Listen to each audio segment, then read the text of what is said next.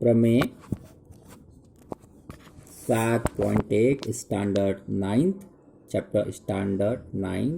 Chapter 7 जो बाकी था वहाँ से आगे वीडियो स्टॉप हो गया था।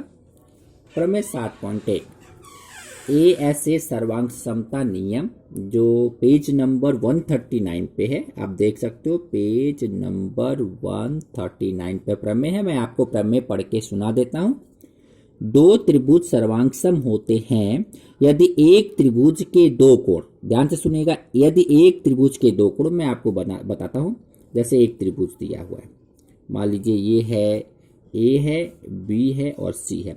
एक त्रिभुज के कितने कोण? दो कोण। एक त्रिभुज के दो कोण, मान लीजिए कि हमने लिया कोण बी और कोण सी। एक त्रिभुज के दो कोण और उनकी अंतर्गत भुजा, इसे कहते हैं अंतर्गत भुजा, इसे कहते हैं अंतर्गत, हाँ इसे कहेंगे अंतर्गत भुजा। एक त्रिभुज के दो कोण और उसकी अंतर्गत भुजा। दूसरे त्रिभुज के, मान लीजिए दूसरा त्रिभुज ये हमने लिया, दूसरा त्रिभुज, ठीक है। दूसरे त्रिभुज के दो कोणों, दो कोण का मतलब जैसे डी लिया, ई लिया और एफ लिया, तो पहला कोण ये और दूसरा कोण ये। एक त्रिभुज के दो कोण और अंतर्गत भुजा दूसरी त्रिभुज के दो कोण और अंतर्गत भुजा के बराबर होंगे तो क्या यह दोनों त्रिभुज सर्वांगसम कहलाएंगे? सवाल समझ में आया? प्रमेय 7.1 दो त्रिभुज के, जैसे दो त्रिभुज दिया गया है, पहले त्रिभुज के दो कोण और अंतर्गत भुजा दूसरे त्रिभुज के दो कोण और अंतर्गत भुजा के बराबर होंगे तो क्या यह दोनों त्रिभुज सर्वांगसम कहलाएगा? इसे कहते हैं angle side angle, angle side angle. याद रखना, दो कोण और बीच में एक भुजा आती है, दो कोण और एक भुजा यदि समान है तो वो दोनों त्रिभुज सर्वांगसम कहलाएंगे। अब मुझे ये सिद्ध करना है, कैसे? तो सबसे पहले आप पहला नियम देख लीजिए। ऊपर पहला नियम है कि मैं आपको पहले त्रिभुज बना के बताता हूँ छोटे में। जैसे ए दिया हुआ है, बी दिया हुआ है, सी दिया हुआ है और दूसरा ये दिया हुआ है, डी दिया हुआ है, ई दिया हुआ और एफ दिया हुआ, ये दो त्रिभुज हैं।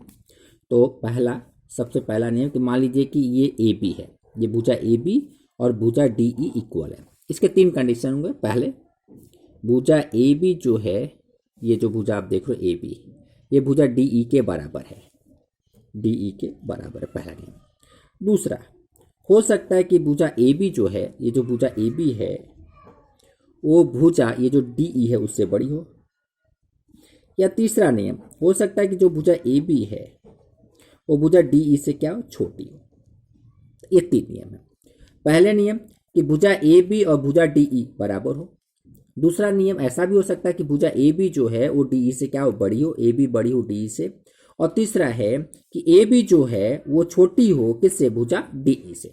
इन तीनों में हम चेक करेंगे कि क्या इन तीनों नियम का पालन होता है तो सर्वांगसम होगा कि नहीं होगा। तो सबसे पहले मैं इस नियम पर जाता हूं। सबसे पहले कि ए बी बराबर डी, पहले भुजा ए बी बराबर डी ई, ये समान है, इसको हम बोलेंगे भुजा यानी साइड, इंग्लिश में बोलेंगे साइड यानी भुजा। अच्छा, दूसरा क्या दिया हुआ है प्रमेय 7.1 में कि उसके ये कोण और ये कोण क्या बराबर है? ये तो दिया हुआ है, तो लिखेंगे कोण बी और कोण ई दोनों बराबर है। तीसरा क्या दिया हुआ है वो जरा देखिए कि ये भुजा बी सी और ये भुजा ई एफ बराबर है, ठीक है। तो इस देखो नियम क्या हुआ कि ये भुजा इसके बराबर है, ये कोण इसके बराबर है और ये भुजा इसके बराबर है। तो दो भुजा और एक कोण बराबर है। तो दो भुजा और एक कोण बराबर होने के कारण त्रिभुज ए बी सी सर्वांगसम होगा त्रिभुज डी ई और एफ के। ये पहला। अच्छा, अब दूसरे पे आ जाइए कि ये भुजा ए बी जो है ये बड़ी है भुजा डी ई की, ठीक है, ये डी ई की बड़ी है।